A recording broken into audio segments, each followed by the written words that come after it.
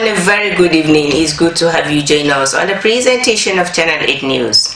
My name is Nafisa from the state capital. Governor Ahmadu Umaru Fintri has promised to collaborate with the Yola Electricity Distribution Company, YEDC, as the company is poised to improve power supply across the state. The governor made this known when he received the YEDC Board of Directors, led by its chairman, Seun Naida, during a working visit to Yola. Correspondent Bilkisu Abubakar's report is being presented from our studio. Governor Ahmadu Umaru Fintri said effort is ongoing to strengthen the electricity network, emphasize that consumers are expected to pay for the services they consume, highlighting the importance of a sustainable power sector. The governor commended the board for their commitment to stabilizing electricity supply and described their work as impressive and reaffirmed the state government's support for initiatives that will enhance the operating environment for power distribution. Me and the MD also have been long together, seeing how we can make progress and also protect the investment here in Yola. They've been doing well, and they report to me in most cases where they have difficulties and where I'm able to bail them out. I try my best to see that I also lend my services to them.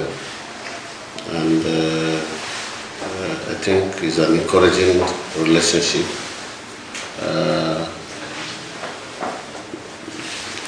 It is good story to hear that you are reworking on the network, and which is very fundamental in the whole sector.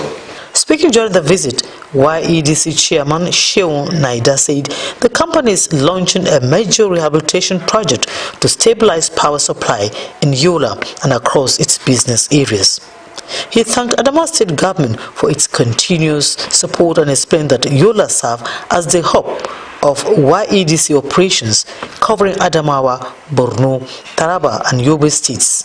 The chairman revealed that the company plans to invest over 11 billion naira in rehabilitating the Yola power network through a 33 kV project. We've come to say thank you because you have supported YEDC as long as you've been in office. You have always shown tremendous support and understanding to the DISCO. I think I must say that for us, Yola is the heart of our DISCO franchise. Plans to establish a local pole manufacturing factory in Adamawa State, improve electricity supply to create jobs for economic growth in the region is in the pipeline. The National Agency for Food, Drugs Administration and Control, NAFDAC, is sounding an alarm in the dangers of substandard and falsely regulated products, which poses serious threats to public health, animals' life, and the environment. Bilkisu Abubakar reports. The National Agency for Food and Drug Administration and Control, NAFDAC, in Adamawa State says it will continue to strengthen relationship with stakeholders to regulate the circulation of fake, substandard, and unwholesome products.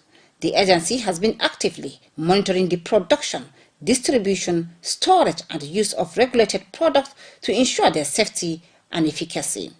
Recent operations by NAFDAC in Adamawa led to the removal of several hazardous products from the market, including Asian antibiotic oxytocin injection, Paludex, an anti-malaria drug for children with 0% active pharmaceutical ingredients. The agency also seized unbranded monosodium glutamate and banned registered agrochemicals that harmed the environment, among others. In this state, we have run into one original chest and lungs tablets. And as NAFDAC officers, we know that NAFDAC will never tell you that the name of a drug is original. We cannot give that kind of name to any product.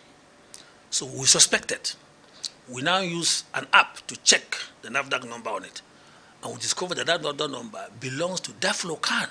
NAFDAC has been working with various groups including pharmaceutical owners, herbal and Islamic medicine practitioners, supermarkets and patent medicine vendors to educate them on the importance of quality, efficacy, safety and standard product. NAFDAC are doing a very excellent job, and to the point that this sensitization program today is improving a lot of us. The public has been warned about the dangers of using calcium carbides on foods, and NAFDAC has vowed to take action against those responsible.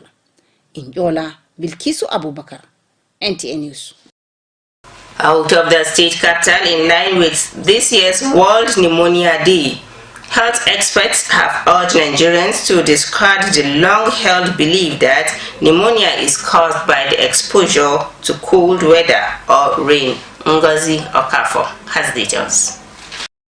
The experts say pneumonia is actually an infection of the lungs caused by bacteria, viruses or fungi, and not cold air or sleeping under a fan. They emphasize that poor hygiene, malnutrition, air pollution, and lack of immunization are major risk factors, especially among children and the elderly. Pneumonia is essentially an infection of the lungs, and there are many things that could make the lungs to become infected. It could result from organisms like the bacteria, the viruses, the parasites. It's just an inflammation of the lung tissue. It can be caused by viral infection, it can be caused by bacterial infection. Early symptoms, they say, include persistent cough, fever, chest pain, and difficulty in breathing, warning that untreated pneumonia can be fatal, and advise the need to seek medical attention promptly and ensure that children receive all recommended vaccines. I also know that the lungs can grow cancer, and then when such things happens, the lung become diseased, and the tissue can also be vulnerable to infections. You stay in a healthy environment. The air around you must be devoid of causative organisms, whether viral or bacterial. The theme for 2025 World Pneumonia Day is Child Survival, which focuses on pneumonia as the leading infectious cause of death for children under 5, emphasizing the need for improved nutrition, clean air, vaccination, and timely access to diagnosis and treatment to protect them. World Pneumonia Day is observed every year on November 12. The day aims to raise awareness about pneumonia, its prevention and treatment. In Umuahia, Ngozi Okafor, NTA News. Aviation experts, industry players, critical stakeholders, and legal luminaries across Africa converge in Abuja to evaluate and digest the components of the Cape Town Convention, a legal instrument guiding the aviation industry ecosystem in Africa. Correspondent Ladibala reports that the conference is jointly organized by the Federal Ministry of Aviation, the Nigeria Civil Aviation Authority, and the Aviation Working Group. The report. For 2 decades, the Cape Town Convention has revolutionized aircraft financing and leasing, creating a transparent system that opens doors to global capital. This conference brings together industry experts to tackle the challenges, share knowledge, and unlock Africa's aviation potential. Nigeria hosting this event is a clear declaration and testimony that we are indeed ready to adhere strictly to the Cape Town Convention as clearly enumerated. The NCAA will continue to uphold the highest safety and security standards in its oversight responsibilities.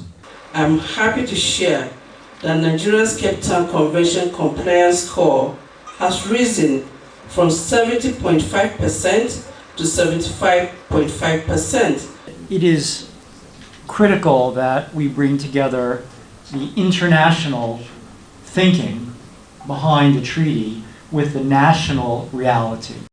Stakeholders are unanimous on collective responsibility for best practices in the implementation of national laws and Civil Aviation Authority. Delegates are expected to leave the conference with a renewed commitment to boost compliance, strengthen institutions, and ensure the convention's benefits drive economic growth for African nations and citizens. In Abuja, Ladibala, NTA News. With this report from Ladibala, we have come to the end of today's presentation. Stay tuned for the rest of our programs. God bless you. Bye.